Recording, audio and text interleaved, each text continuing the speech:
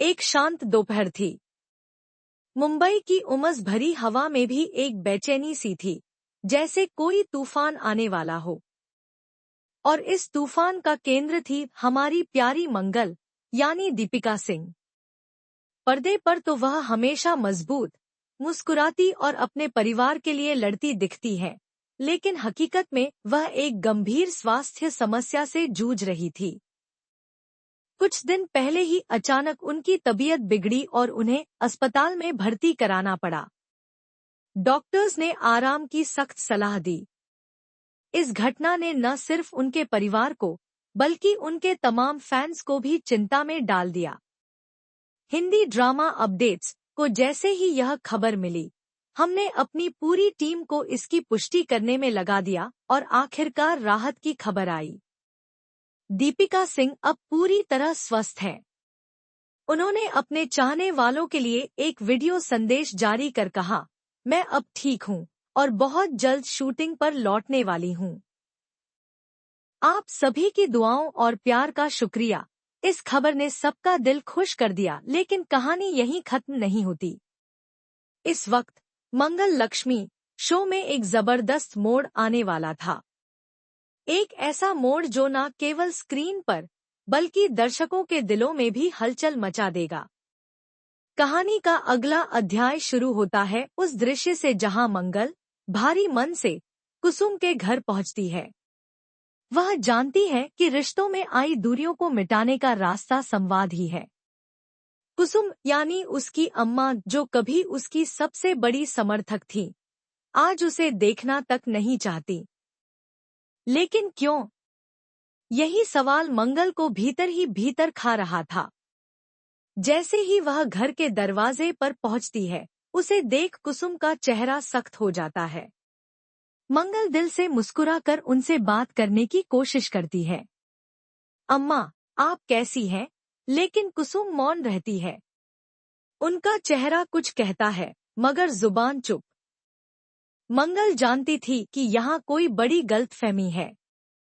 वह नीचे जानबूझकर एक फाइल गिरा देती है और उसे उठाते हुए कुसुम के पैर छू लेती है। अम्मा, कुछ तो बोलिए। उसकी आंखों में आंसू हैं। आप मुझसे इतनी नाराज क्यों हैं? मैंने क्या किया है ऐसा? लेकिन कुसुम बस नजरें फेर लेती है। उनके दिल में छिपा दर्द और गुस्सा, जिसे सौम्या और अदित ने बड़ी चालाकी से भड़काया था, अब दीवार बन चुका था। वे चाहती थी कि मंगल को उसके बेटे से मिलने तक ना दे, लेकिन माँ के दिल को कौन रोक सकता है? इसलिए वह चुप रही, पर टूट रही थी।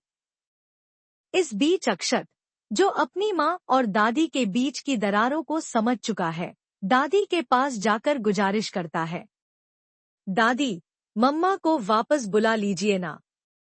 वो आपकी ही बेटी है। आप उनसे नाराज क्यों हैं? लेकिन कुसुम, अपने भीतर की पीड़ा से घिरी हुई, उसे भी झिड़क देती है। अक्षत, तू बहुत छोटा है इन सब बातों के लिए, कहकर वह वहां से चली जाती है।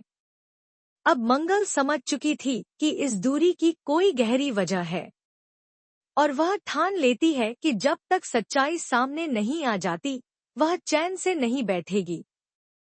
इसी बीच एक और कहानी परत दर परत खुल रही थी।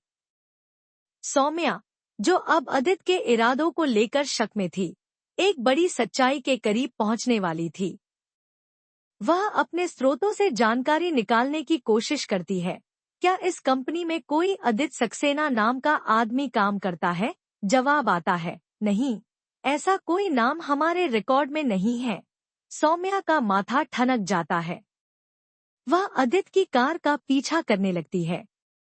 जैसे ही अदित एक कंपनी के गेट से अंदर जाता है, उसकी आंखें फटी रह जाती हैं।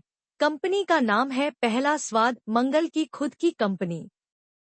यानी अदित मंगल के ऑफिस में ही घुसा है। वह अंदर तक हिल जाती है। क्या अदित ने मुझसे धोखा किया है?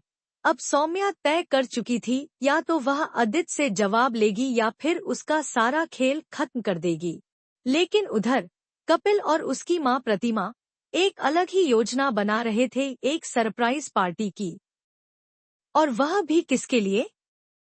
मंगल के लिए। प्रतिमा, जो हमेशा मंगल की सहृदयता और समर्पण से प्रभावित रही है, अब उसे अपने दिल की बहू मानने लगी है। वह कहती है, मंगल हर किसी के लिए सोचती है, घर फिर सब संभालती है। उसके लिए हमें कुछ करना चाहिए, कुछ खास। कपिल को भी यह बात दिल से छू जाती है। वह देख चुका था कि कैसे मंगल ऑफिस में सबके लिए खड़ी रहती है, दूसरों की जिम्मेदारियों को अपना समझती है। वह कहता है, मम्मी, मैं एक होटल बुक करता हूँ। वहाँ हम मंगल को बुलाकर एक सरप्राइज पार्टी देंगे।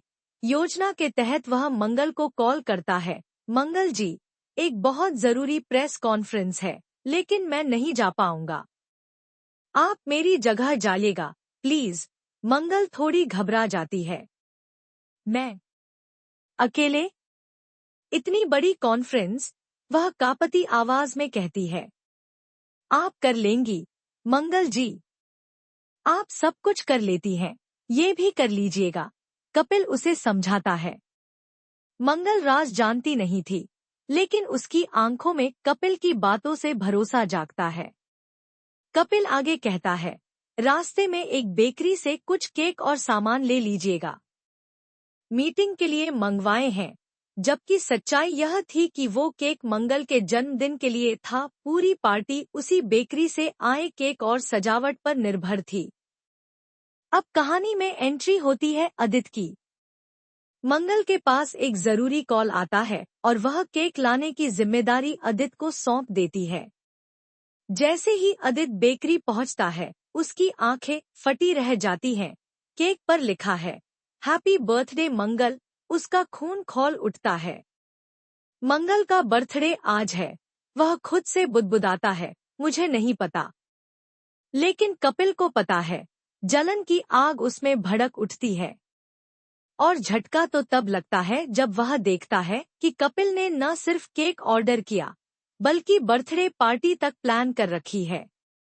अदिति, जो मंगल का पति होने के बावजूद उसके जीवन से कट चुका है, यह सब देख अंदर से चिढ़ने लगता है। केक लेकर वह ऑफिस लौटता है, लेकिन अब उसकी नजरें बदल चुकी हैं। इधर प्रतिमा अपने मन में कुछ और ही ठान चुकी थी। उसने मंगल को अपने बेटे की दुल्हन मान लिया था।